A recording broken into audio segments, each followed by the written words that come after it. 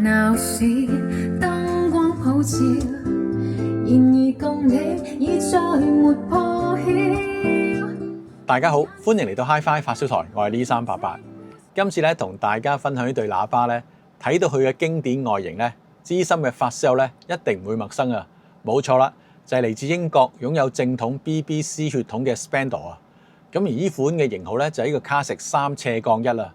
咁之後咧我就會叫做31。咁可能大家會問啦，乜你唔係試開一啲貴價嘅大型喇叭嘅咩？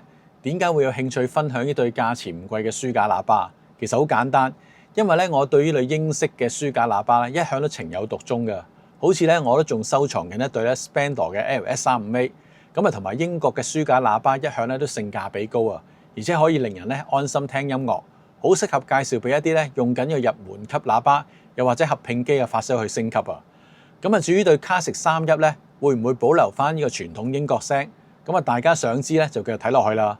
未開始之前咧，記得訂閱 Hi-Fi 發燒台，順便咧俾埋個 like 啊！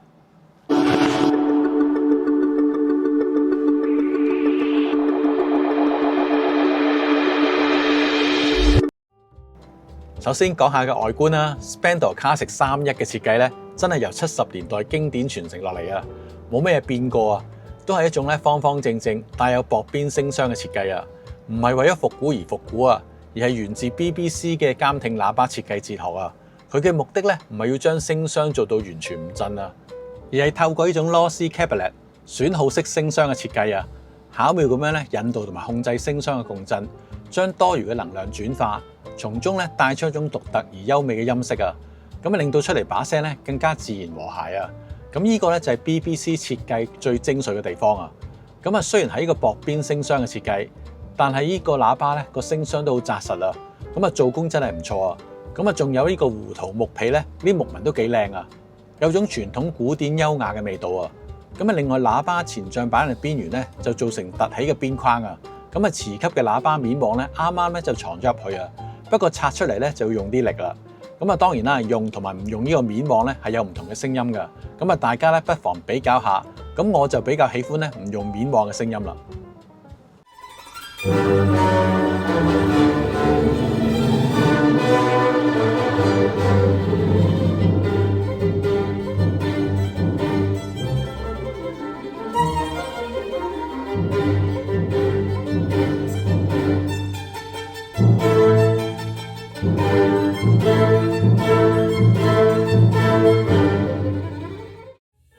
Classic 31咧就用咗一隻22mm 嘅 C 質軟半球高音啊，呢個高音單元咧就係為咗呢個 Classic 系列全新去研發嘅，可以適合咧現今對高音伸延嘅高要求啊，最高咧可以去到25kHz啊，亦都可以保留翻咧英式喇叭細膩、潤澤、豐滿嘅音色啊。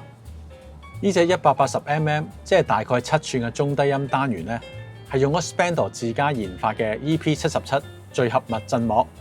呢個物料咧嘅配方係廠方嘅秘密啊！佢嘅特點咧就係阻尼特性咧係非常之好啊，可以還原到好準確、好自然嘅中音啊！而物料嘅硬度都好足夠啊，可以推動到空氣，營造出足夠嘅低音啊！懸掛邊咧就用咗橡膠物料，所以都好襟用啊！Classic 31咧就用咗一個低音反射式嘅設計啊，氣孔咧就喺喇叭背面啊，佢嘅低頻咧可以潛得好深啊！官方數字咧就40Hz啊！呢個數字咧，對於一對體積只有39.5cm 高、22cm 闊、28.5cm 深嘅書架喇叭嚟講咧，真係好誇張啊！睇埋喇叭背後接線處咧係有2組啊，係敗歪嘅設計。分頻點咧就設喺3.7kHz，避開咗最敏感嘅頻率啦。靈敏度咧有88dB，阻抗咧係8ohms，係非常易推啊！廠方話咧用一部25瓦以上嘅擴音機去推佢咧，都出到唔錯嘅聲音啊！所以用一部咧入門級嘅合併機都可以發揮到呢對喇叭，非常適合預算有限，又或者想慳位嘅玩家。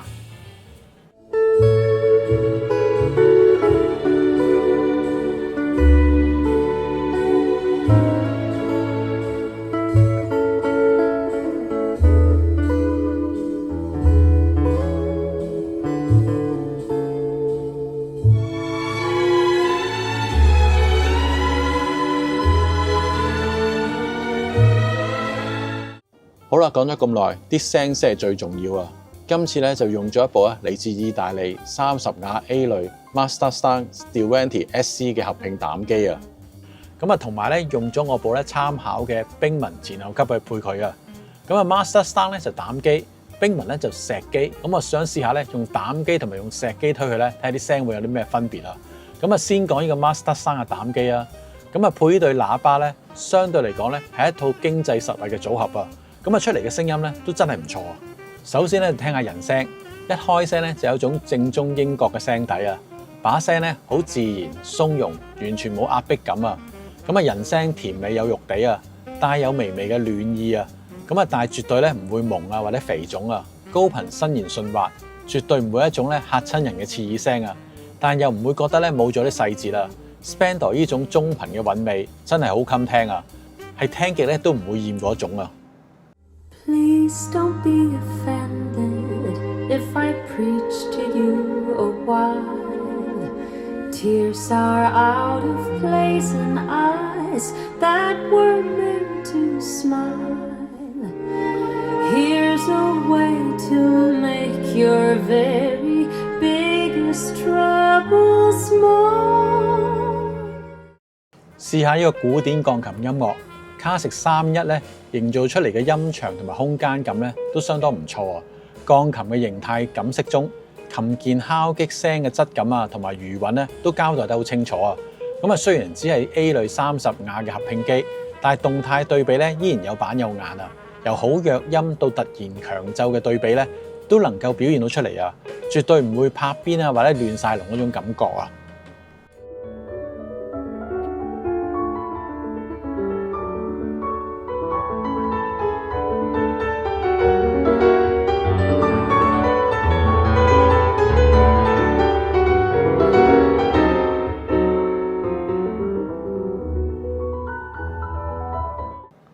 呢對喇叭咧，用一部細瓦數嘅膽機推咧，發覺果然唔算難推啊！咁同埋出到膽機嘅韻味，多咗一啲咧厚暖感。之後咧就試下用呢個原子粒機，又有唔同嘅感覺啊！咁啊少咗幾分溫暖感，但又多咗啲分析力，音樂細節感咧都好足夠啊！咁啊聽啲大動態、大爆棚音樂咧，都見到一對中低音單元咧都喐得好厲害啊！咁同埋好夠柔順啊！以佢嘅體積嚟計咧，佢嘅低頻量感同埋下潛能力咧，真係有啲驚喜啊！咁唔係嗰種咧一嚿嚿嘅低音，而係有層次、有線條、有彈性嘅低音啊！咁啊當然啦，可能有人會話佢唔夠兇狠，未有打心口嘅感覺。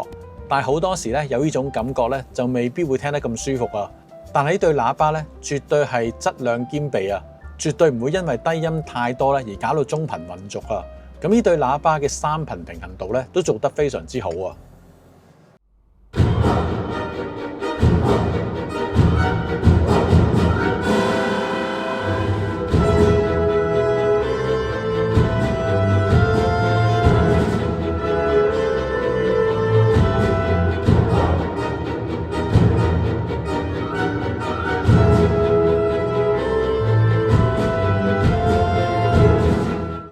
試聽完呢對 Spandor Classic 31嘅書架喇叭，我覺得咧無論配膽機、石機咧都冇問題啊！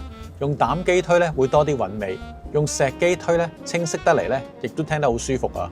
整體係一對咧可以等大家專注享受音樂嘅喇叭，佢唔會用誇張嘅高音或者重低音咧去刺激你，而係用一種順滑、柔潤、自然嘅方式，將音樂原本嘅面貌咧呈現出嚟啊！呢對喇叭有啲咩缺點啦？咁我覺得咧，可能有人嫌呢個喇叭嘅樣咧就冇乜特別，比較老土啊。不過我覺得咧，呢啲樣咧先係最襟睇啊，同埋最有英式喇叭嗰種氣質啊。好啦，今次嘅分享咧就到呢度啦。